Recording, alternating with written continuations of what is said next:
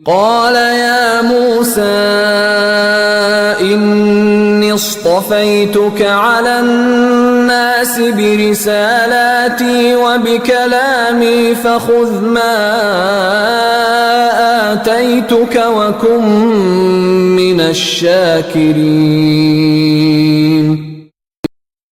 അവൻ അരുളി, ഓ മൂസ, എന്റെ ദൗത്യത്തിനും സംഭാഷണത്തിനും നിന്നെ ഞാൻ സകല മനുഷ്യരെക്കാളും മുൻഗണന നൽകി തെരഞ്ഞെടുത്തിരിക്കുന്നു.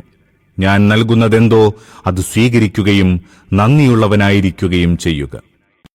وَكَتَبْنَا لَهُ فِي الْأَلْوَاحِ مِنْ كُلِّ شَيْءٍ مَوْعِظَةً وَتَفْصِيلًا لِكُلِّ شَيْءٍ فَخُذْهَا بِقُوَّةٍ وَأْمُرْ قَوْمَكَ يَأْخُذُوا بِأَحْسَنِهَا سَأُرِيكُمْ دَارَ الْفَاسِقِينَ. അനന്തരം മൂസാക്കു നാം സകല ജീവിത തുറകളെ സംബന്ധിച്ച ഉപദേശങ്ങളും എല്ലാ സംഗതികളുടെയും വിശദ വിവരവും ഫലകങ്ങളിൽ രേഖപ്പെടുത്തിക്കൊടുത്തുകൊണ്ട് കൽപ്പിച്ചു, ഈ മാർഗദർശനങ്ങൾ മുറുകെ പിടിച്ചുകൊള്ളുക. ഏറ്റവും നല്ല നിലയിൽ അവയെ പിന്തുടരാൻ സ്വജനത്തോട് ആജ്ഞാപിക്കുകയും ചെയ്യുക. അടുത്ത ഭാവിയിൽ ഞാൻ നിങ്ങൾക്ക് ധിക്കാരികളുടെ ഗേഹം കാട്ടിത്തരുന്നുണ്ട്. അള്ളാഹു നൽകിയത് 2 ശിലാഫലകങ്ങളായിരുന്നുവെന്ന് ബൈബിൾ വ്യക്തമാക്കിയിട്ടുണ്ട്. ഈ ഫലകങ്ങളിൽ എഴുത്തിന്റെ കർത്തൃത്വം ഖുർആനിലെന്ന പോലെ ബൈബിളിലും അള്ളാഹുവിനോടാണ് ബന്ധപ്പെടുത്തിയിരിക്കുന്നത്. അള്ളാഹു അവന്റെ സവിശേഷമായ കഴിവുകൊണ്ട് നേരിട്ട് നിർവഹിച്ചതാണോ അഥവാ വല്ല മലക്കിനെക്കൊണ്ടും എഴുതിച്ചതാണോ, അതുമല്ല മൂസാ നബിയുടെ കൈ ഉപയോഗിച്ചെഴുതിയതാണോ എന്ന് നിർണയിക്കാനുതകുന്ന ഒരു ജ്ഞാനമാർഗവും നമ്മുടെ മുമ്പിലില്ല. വക്രതയും ദുരുദ്ദേശവുമില്ലാത്ത ഏതൊരു സാമാന്യ ബുദ്ധിക്കും മനസ്സിലാക്കാൻ കഴിയുന്ന നേർക്കുനേരെയുള്ള ആശയമാണ് ദൈവിക വിധികളിൽ നിന്ന് ഉൾക്കൊള്ളേണ്ടതെന്നർത്ഥം. അഥവാ ദൈവവിധികളിലെ ഋജുവായ വാക്കുകളിൽ നിന്ന് നിയമത്തിന്റെ തലനാരിഴക്കീറുന്ന സൂത്രങ്ങളും തന്ത്രങ്ങളും ഫിത്നയുടെ പഴുതുകളും കണ്ടുപിടിക്കാൻ ശ്രമിക്കരുത്. അത്തരക്കാരുടെ വാചക കസർത്തുകളും പാണ്ഡിത്യ പ്രകടനവുമാണ് ദിവ്യഗ്രന്ഥം പിന്തുടരുക എന്നതിന്റെ അർത്ഥമെന്ന് ധരിച്ചു പോകരുത്. ദൈവവചനങ്ങളെ ഏറ്റവും നല്ല അർത്ഥത്തിൽ പിന്തുടരുക എന്ന നിർദ്ദേശം കൊണ്ട് ഇതാണ് ഉദ്ദേശിച്ചിരിക്കുന്നത്. ധിക്കാരികളുടെ ഗേഹം കാട്ടിത്തരുന്നുണ്ട് എന്ന വാക്യത്തിന്റെ സാരം ഇതാണ്: ദൈവത്തിനുള്ള ആരാധനയും അനുസരണവും കൈവിട്ട് അബദ്ധമാർഗത്തിൽ ഷഡിച്ചുനിന്ന ജനസമുദായങ്ങളുടെ നഷ്ടാവശിഷ്ടങ്ങളിലൂടെ നിങ്ങൾ കടന്നുപോകും. അതേ നയം അവലംബിക്കുന്നതിന്റെ പരിണാമം എന്തായിരിക്കുമെന്ന് അവ കാണുമ്പോൾ നിങ്ങൾക്ക് സ്വയം മനസ്സിലാകുന്നതാണ്. سأصرف عن آياتي الذين يتكبرون في الأرض بغير الحق وإن يروا كل آية لا يؤمنوا بها وإن يروا سبيل الرشد لا يتخذوه سبيلا وإن يروا سبيل الغي يتخذوه سبيلا ذلك بأنهم كذبوا بآياتنا وكانوا عنها غافلين. ഭൂമിയിൽ അന്യായമായി അഹങ്കരിച്ചു നടക്കുന്നവരുടെ ദൃഷ്ടികളെ എന്റെ ദൃഷ്ടാന്തങ്ങളിൽ നിന്ന് ഞാൻ തെറ്റിച്ചു കളയുന്നതാണ്. അവർ ഏതു ദൃഷ്ടാന്തം കണ്ടാലും വിശ്വസിക്കുകയില്ല. സന്മാർഗം കൺമുമ്പിൽ വന്നാൽ അതിൽ ചരിക്കുകയുമില്ല. ദുർമാർഗം കണ്ടാലോ അവരതിൽ സഞ്ചരിക്കുകയും ചെയ്യും. അവർ നമ്മുടെ ദൃഷ്ടാന്തങ്ങളെ തള്ളിപ്പറയുകയും അവയോട് അവഗണന കൈക്കൊള്ളുകയും ചെയ്തതിനാലത്രേ അത്. والذين كذبوا بآياتنا ولقاء الآخرة حبطت أعمالهم هل يجزون إلا ما كانوا يعملون. നമ്മുടെ ദൃഷ്ടാന്തങ്ങളെ തള്ളിപ്പറയുകയും പരലോകത്തെ അഭിമുഖീകരിക്കുന്നതിനെ നിഷേധിക്കുകയും ചെയ്യുന്നവരുടെ കർമ്മങ്ങളഖിലം പാഴായിപ്പോയിരിക്കുന്നു. ജനം തങ്ങൾ പ്രവർത്തിച്ചത് എவ்விധമാണോ അവ്വിധമല്ലാതെ പ്രതിഫലം നൽകപ്പെടുമോ? പാഴായിപ്പോയി എന്നാൽ പ്രയോജനപ്രദമായില്ല, അനാവശ്യവും നിഷ്ഫലവുമായി എന്നർത്ഥം. അല്ലാഹുവിങ്കൽ മനുഷ്യപ്രയത്നം ഫലപ്രദമാകുന്നത് 2 കാര്യങ്ങളെ ആശ്രയിച്ചാണ്. ഒന്ന്, ആ പ്രയത്നം അള്ളാഹുവിന്റെ സാൻമാർഗിക നിയമം പാലിച്ചുകൊണ്ടാവുക. 2. പ്രയത്നത്തിന്റെ ലക്ഷ്യം പാരത്രിക നേട്ടമാവുക. ഈ 2 ഉപാധികൾ പൂർത്തിയാവാത്തിടത്തെല്ലാം കർമ്മം നിഷ്ഫലമാകുക അനിവാര്യമാകുന്നു. ഇഹലോകത്ത് ദൈവത്തിൽ നിന്ന് മാർഗനിർദ്ദേശം സ്വീകരിക്കാതെ ദൈവനിർദ്ദേശം അവഗണിച്ച് ധിക്കാരഭാവത്തിൽ പ്രവർത്തിച്ചവന് ദൈവത്തിൽ നിന്ന് വല്ല പ്രതിഫലവും പ്രതീക്ഷിക്കാൻ ഒരവകാശവുമില്ലെന്ന് വ്യക്തമാണല്ലോ. അപ്രകാരം തന്നെ ഇഹലോകത്തിനു വേണ്ടി എല്ലാം പ്രവർത്തിക്കുകയും പരലോകത്തിനു വേണ്ടി ഒന്നും പ്രവർത്തിക്കാതിരിക്കുകയും ചെയ്തവനും പരലോകഫലം പ്രതീക്ഷിച്ചുകൂടാ. ഇവിടെ അവന് ഒരു ന്യായപ്രകാരവും പ്രതിഫലം ലഭിക്കേണ്ടതില്ല. ഒരുവൻ അന്യന്റെ ഭൂമി അനധികൃതമായി കൈകാര്യം ചെയ്യുന്നുവെങ്കിൽ ശിക്ഷാ നടപടിക്കല്ലാതെ മറ്റെന്തിനാണ് അർഹനാവുക? ഭൂമി കയ്യേറി കൈവശം വെച്ച കാലത്ത് അതിലവൻ അധ്വാനിച്ചുകൊണ്ടിരുന്നതെല്ലാം ഉടമസ്ഥൻ തന്റെ നേരെ കണ്ണടയ്ക്കുന്ന കാലത്തോളം ആദായമെടുക്കാമെന്ന ഉദ്ദേശത്തിൽ മാത്രമായിരുന്നു.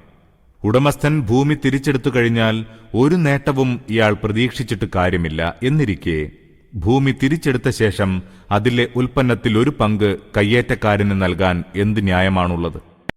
واتخذ قوم موسى من بعده من حليهم عجلا جسدا له خوار ألم يروا أنه لا يكلمهم ولا يهديهم سبيلا اتخذوه وكانوا ظالمين. മൂസാക്കു പിന്നിൽ അദ്ദേഹത്തിന്റെ ജനം അവരുടെ ആഭരണങ്ങൾ കൊണ്ട് മുക്രയിടുന്ന ഒരു പശുക്കിടാവിനെ നിർമ്മിച്ചു. അത് തങ്ങളോട് സംസാരിക്കുന്നില്ലെന്നും യാതൊരു കാര്യത്തിലും മാർഗദർശനം നൽകുന്നില്ലെന്നും അവർ കണ്ടിരുന്നില്ലേ? എന്നിട്ടും അവരതിനെ ആരാധനാമൂർത്തിയാക്കി. അവർ കൊടിയ ധിക്കാരികളായിരുന്നു. ഇസ്രായേല്യരിൽ ഈജിപ്ഷ്യൻ സംസ്കാരം വേരൂന്നിയതിന്റെ മറ്റൊരു പ്രകടനമായിരുന്നു ഇത്. ആ സംസ്കാരവും കയ്യിലെടുത്താണവർ ഈജിപ്തിൽ നിന്ന് പുറത്തു പോന്നത്. അവിടെ നടമാടിയിരുന്ന പശുപൂജയും പശുഭക്തിയും അവരിൽ എന്തുമാത്രം സ്വാധീനിച്ചിരുന്നുവെന്ന് ഖുർആൻ മറ്റൊരിടത്ത് വ്യക്തമാക്കിയിട്ടുണ്ട്.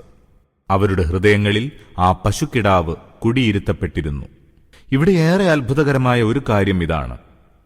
ഇസ്രായേല്യർ ഈജിപ്തിൽ നിന്ന് പോന്നിട്ട് 3 മാസമേ ആയിരുന്നുള്ളൂ. സമുദ്രം 2ആയി പിളരുക, ഫറവോൻ മുങ്ങി നശിക്കുക, ഈജിപ്തിന്റെ അടിമത്ത ചങ്ങലയിൽ നിന്ന് തികച്ചും അപ്രതീക്ഷിതമായി രക്ഷപ്പെടുക തുടങ്ങിയ സംഭവങ്ങളെല്ലാം ഈ കാലത്തിനിടയ്ക്കാണുണ്ടായത്. ഈ പരമ്പരയിലെ മറ്റ് അത്ഭുത കൃത്യങ്ങളും വളരെ പഴക്കമുള്ളതല്ല.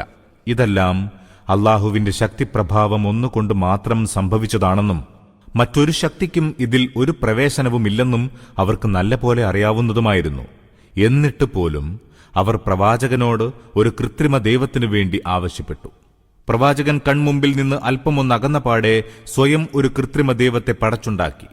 ഈ ക്രൂരമായ നന്ദികേടിന്റെ പേരിലാണ് ചില ഇസ്രായേൽ പ്രവാചകന്മാർ ആ ജനതയെ പെരുമാറ്റ ദൂഷ്യമുള്ള ഒരു സ്ത്രീയോട് ഉപമിച്ചത്. ഭർത്താവല്ലാത്ത ഏതു പുരുഷനോടും സ്നേഹം കാണിക്കുകയും ആദ്യ രാത്രിയിൽ പോലും ഭർത്താവിനെ വഞ്ചിക്കുകയും ചെയ്യുന്ന സ്ത്രീയോട്. ولما سقط في أيديهم ورأوا أنهم قد ضلوا قالوا لئن لم يرحمنا ربنا ويغفر لنا لنكونن من الخاسرين. അനന്തരം തങ്ങളുടെ മിഥ്യാപ്രതിഷ്ഠ പൊളിഞ്ഞു പോവുകയും വഴിതെറ്റിപ്പോയെന്ന് അവർ മനസ്സിലാക്കുകയും ചെയ്തപ്പോൾ അവർ കേണു തുടങ്ങി. ഞങ്ങളുടെ റബ്ബ് ഞങ്ങളിൽ കരുണ കാണിക്കുകയും പുറത്തു തരികയും ചെയ്യുന്നില്ലെങ്കിൽ തീർച്ചയായും ഞങ്ങൾ നശിച്ചവരായിത്തീരും.